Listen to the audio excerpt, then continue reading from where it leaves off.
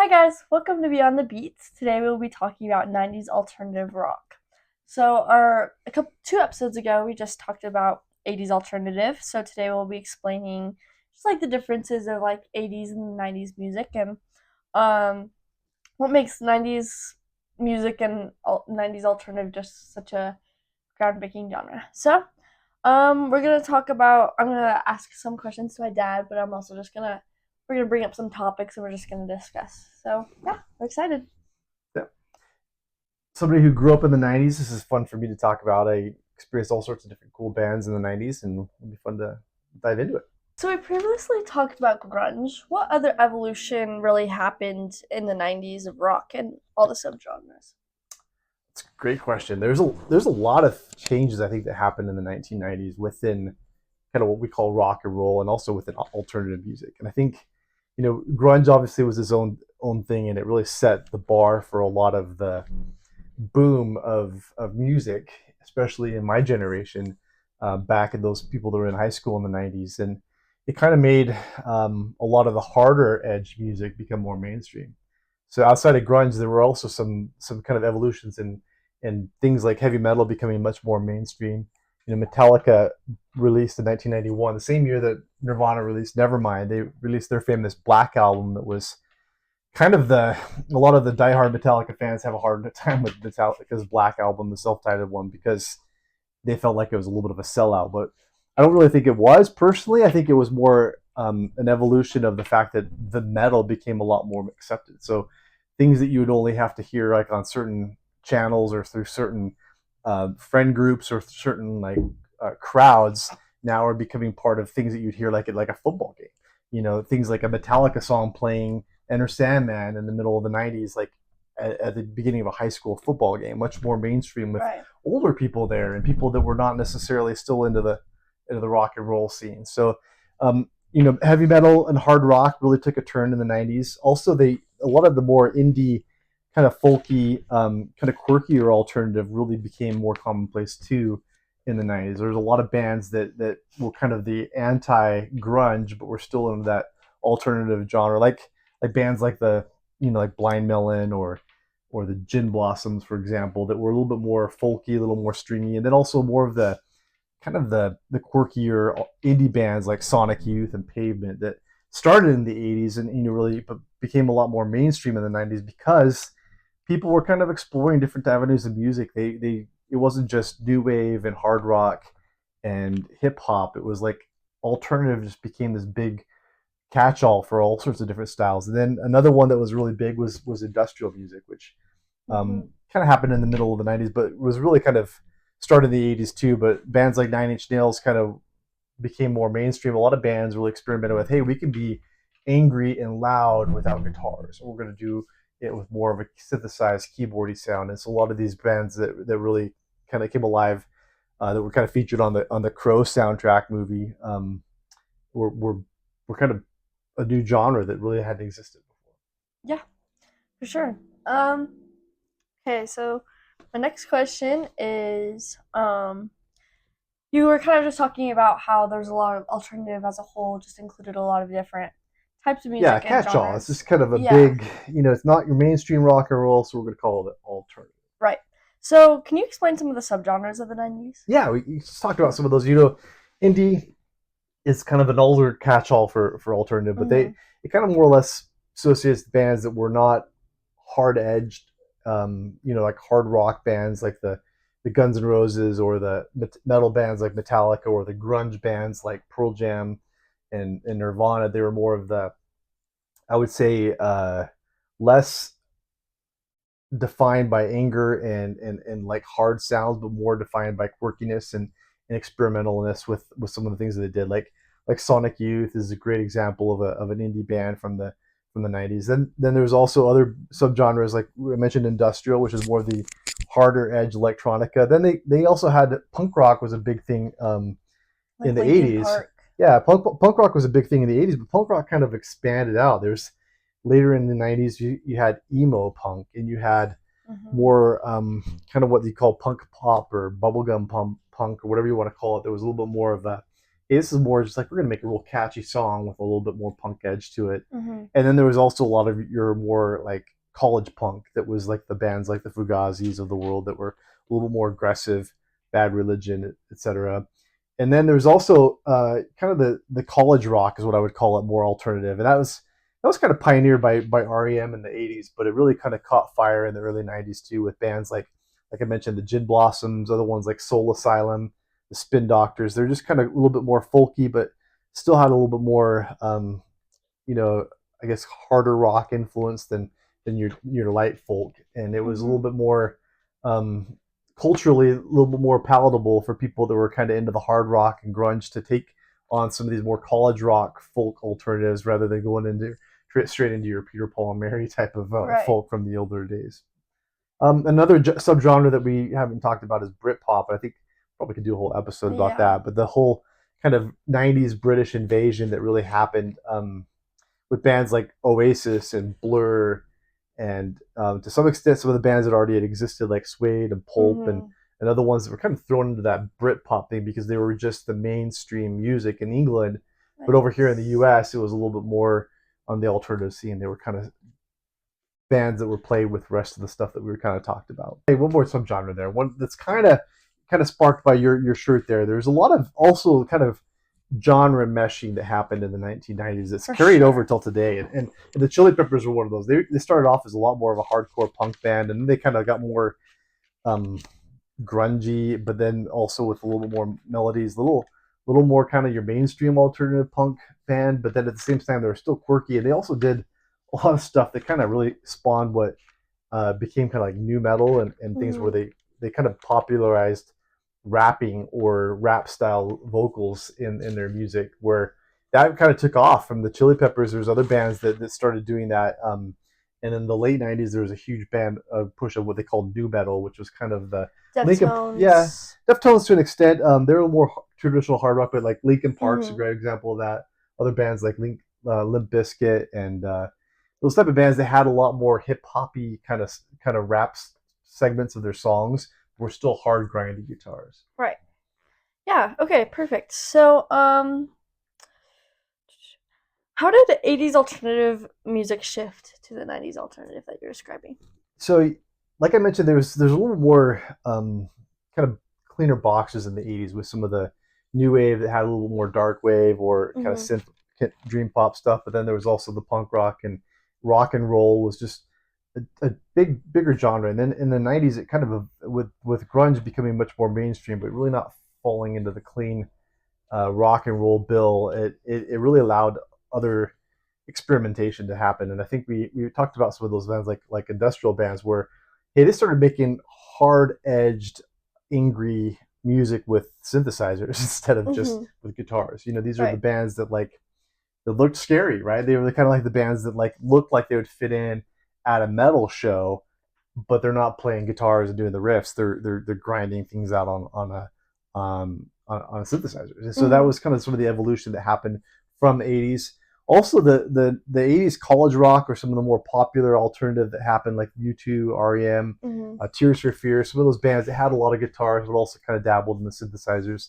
They kind of changed what would allow a band to be in the '90s, where instead of just your drummer, bassist, guitarist, and keyboardist, maybe and singer, you had a lot of other things. You had some people that were working on like two turntables. You had maybe two guitars that were one was much more acoustic in the background, like a band like the Goo Goo Dolls, that like made acoustic guitars a lot Right. more part of your sound, and and that kind of that evolution happened in the '90s, where really you go to a show and you could expect to see a band that opened for the mainline band, and they were completely different with completely different approaches for the way they did music. And I think that because the '90s just became, hey, we're going to accept all kind of music and alternative, and we're just going to all be collaborative on this. And they might all like necessarily listen to each other or play with each other, but they were all part of that same scene at the time. Mm-hmm.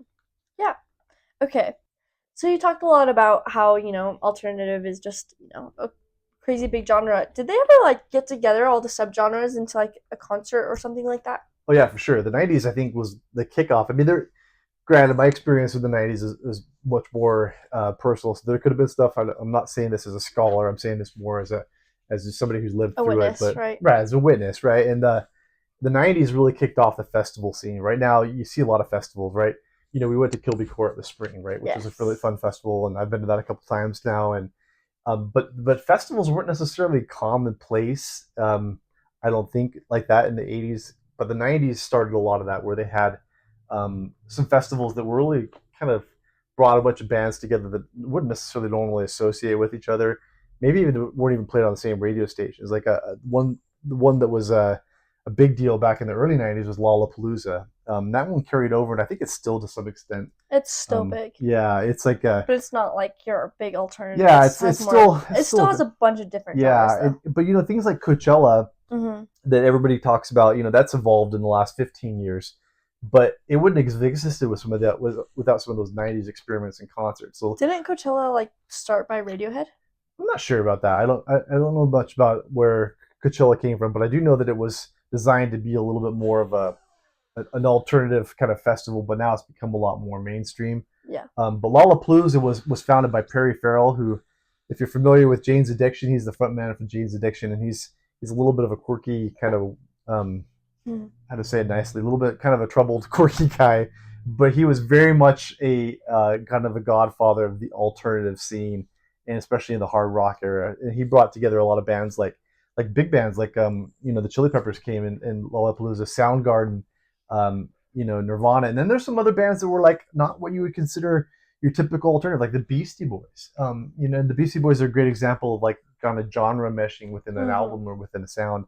But the early '90s Lollapalooza scene was so good, and then it kind of devolved, and then they also started doing things in the late '90s. They brought back the Woodstock revival, and there's kind of the famous 1990s Woodstock scene where regional Woodstock was a festival out there in the fields of New York, and it was much more peace, love, protest. And then they brought in all these hard rock bands in the '90s, which is a lot different scene than it was in 1969 or whenever the original Woodstock was. But Mm-hmm. and it caused a lot of like things where people are moshing in the mud and people were injured, and there's a lot of like dark things associated with that Woodstock Right. revival. But that was a big show, and it was televised live on MTV, and it was like a big thing. And then also at the late '90s, like a lot of the punk rock scenes happened where they started doing what I think it was called the Vans Warped Tour that started in the late '90s, where they had a lot of these bands that like Blink 182s and some of the the bands that were kind of becoming big in the punk rock scene that were going on these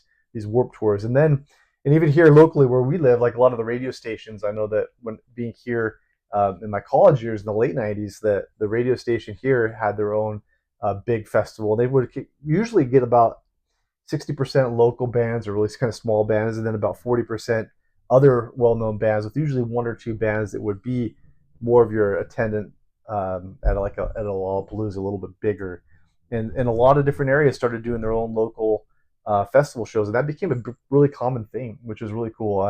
I think group concerts have always been around. There was festivals in the '80s, I know there were, but everybody started doing a festival after Lollapalooza. The Right. success of that really happened, and they also realized you could bring together bands that weren't really similar and have a good success with that. Yeah, for sure. I also just think you can get a huge wide range of audience, and they can kind of choose. Like Yeah, going to a festival myself, I went to a couple artists that were like different genres, but I kind of collected the same audience because yeah. you don't stick to one genre your whole life, and if you do, well, like that's cool Well, too. But and you saw what at festivals. One of the challenges with festivals was the fact that you had to kind of choose between you're bands, right, right? It's almost like you're like I can't see this band at the same time as this band because they're playing right. completely. And some of these festivals are out in really large locations. And It's like, I went to Lollapalooza in the '90s, and I look back on a couple of the bands that I missed seeing, mm-hmm. and I'm just heartbroken because I never got a chance to see them. Right, Like Soundgarden was one, so that was a big one.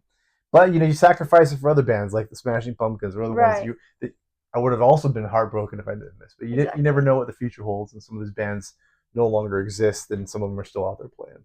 for sure. Okay, so grunge gets a lot of attention during the '90s. What are some of the subgenres that you think deserved more attention at that time, or even right now?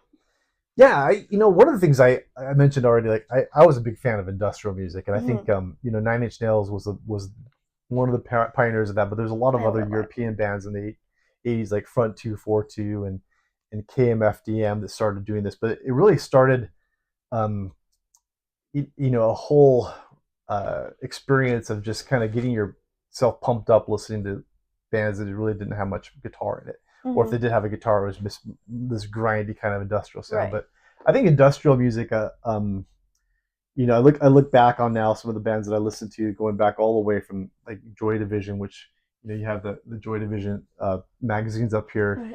Right. A couple of those Joy Division songs became really foundational for what was industrial in the '90s. But I know a lot of people remember the Crow movie and the soundtrack, and they kind of associate that with a little bit more on the goth side, because a lot of people dress kind of costume, and there was a little bit of goth to it, but it was that industrial sound, that bleak electronic grindy sound where it sounds like you're in a factory, Mm-hmm. that I think is just absolutely a hallmark of the '90s. It doesn't get really talked about a lot. In fact, every once in a while, I'll just kind of go back and pull up some of the industrial music from that day and like kind of lose myself in that. But you don't ever see those bands touring anymore or really Mm-hmm. playing anymore. And it's just kind of almost like a forgotten era, sadly. But it was part of my high school and college experience for sure. Yeah. Really cool.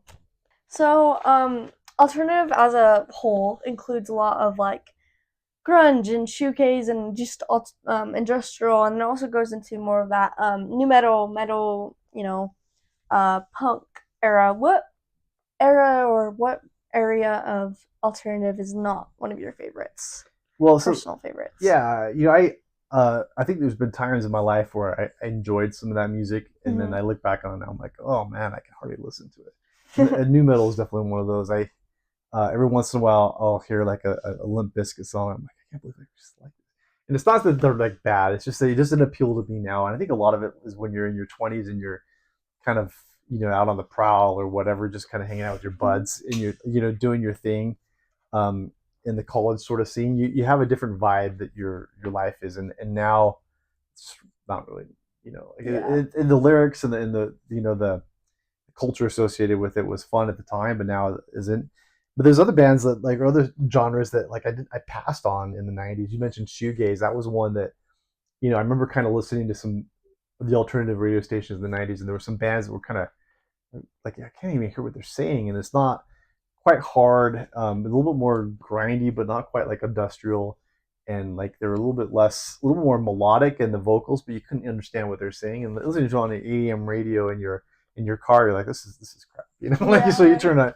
But then like I look back on it and I remember those bands from being introduced on the radio, and then towards like the late '90s and the early 2000s, I kind of went back to those when the iPods started coming Mm-hmm. around and we started getting digital music and things like that with MP3s, and I rediscovered some of those bands that I kind of remember hearing on the radio, like Catherine Wheel, like the Stone Roses, and they were such like nostalgia, even though I didn't necessarily love them at that time. And I look back on those bands, I'm like, okay, this is what I want to listen to now, and they became the soundtrack of my 30s, Mm-hmm. when it was really kind of live when I was in my late teens and 20s, and I still love those bands. And so those bands like didn't appeal to me as much then, because they weren't the hype you up in your car when you're going Right. out with your friends. But now I look back on it, oh my god, I love that stuff. Yeah, it's definitely like situational and generational, like when music appeals to you and when it doesn't. Because I feel that way about a lot of different artists and genres. Um, yeah. Would you like to share some of your favorite artists of this genre and of this area? Gosh, that's hard. Very hard Yeah, question. I mentioned. So we're talking about just the general '90s bands you can associate mostly with the Mm-hmm. '90s, not so much the '80s. So that excludes a lot of the bands that I really love. But and there's other bands that have had big success commercially in the 2000s that I'm probably gonna kind of call more 2000s bands, even though they might have started in the Right. '90s, right? One of my favorite bands that I don't think gets a lot of play, and they've kind of done a lot of re touring right now as like older dudes, was Gin Blossoms. They had a couple albums. They had a kind of a tragic start with their original songwriter and singer committing suicide, and then the band took off after that. So they were kind of like without their one of their founders, and they hit a huge commercial success. But they were local where I grew up in Arizona. They were playing at at places where I would frequent at record stores and things like that Mm-hmm. I was at, and they were fantastic. And then they became really big in like 1993, 1994, 1995, and then they kind of faded. They're a band I really love from that era, and every time I hear them, like my soul kind of sings because it just Right. brings me back. And then other bands like that are not a little bit less talked about. Toad the Wet Sprocket, that's a band I really love from the '90s that I would consider mostly a '90s band. They were fantastic. A lot of really clever lyrics and just kind of a little bit more of a softer alternative than your grunge scene, but Mm-hmm. still a little bit edgy with the ways that they did things. And then the band that we just I saw recently that I was a huge fan of was Pulp. They were more of the Britpop scene, but they have just a unique, quirky style that didn't really mesh with a lot of things. And when Pulp kind of had a couple of commercial hits in the mid to late '90s, and they would be at the Video Music Awards with all these other bands, you just tell they just didn't quite fit in. Right. And their lead singer was is the kind of the king of not fitting in, but that was kind of his thing. But that was another band that I think was is underappreciated from that era. There's so many. I mean, I can think of a bazillion bands, and Right. then there's some other bands that are still really appreciated, like the Red Hot Chili Peppers that they just really were in a different stratosphere back in the '90s. You look at some of the music that bands that are still touring today, like Pearl Jam, the Chili Peppers, the Smashing Pumpkins. They were so good back in the '90s, Right. and I know everybody says that about their era, but the energy and the vibe that they put out and some of their best songs, their best tracks were from that era. Yeah. Um, Mine are kind of more like what I've kind of seen more today because I didn't really grow up then. Yeah, So a lot of it's harder for me to recognize all of the more yeah. Well, it's smaller kind of ones fun because you're because going through the high school. Like we talked about 1991 being a big formative year and changes of '90s music, and that was the that's like where you're at right now. I was yeah. your age in 1991, and you're your age in 2015 or 2025, whatever year it is. But Nostalgia, right? um, yeah, my favorites are for sure like Red Hot Chili Peppers. I mean, I just talked a lot about Radiohead, but I love Radiohead. Um, I love Smashing Pumpkins. I think seeing live too. I just can Fantastic. imagine what it looks like, what it would have been in the '90s. I feel like that would have been so much Well, fun. believe it or But not, Billy Corgan had hair at one time. what? Yeah, the first time I saw Smashing Pumpkins, he actually had hair. I love Muse and a lot of that stuff. So Yeah, I don't know. I just love the '90s alternative scene and just the '90s music in general. So yeah, good stuff. And I love taking you to the shows. I I love it. I know think it's those are fun to be able to so fun. experience you with music that I experienced then, and the fact that it appeals to you is something that's really cool to me. Like it Yeah, means a lot to me to be able to kind of have that, to share with you. guys. Well, thank you so much for watching, and we hope you learned a little bit more about the '90s alternative music and scene. And yeah, see you guys next Check time out some of those bands we mentioned, see what you think for about it. sure.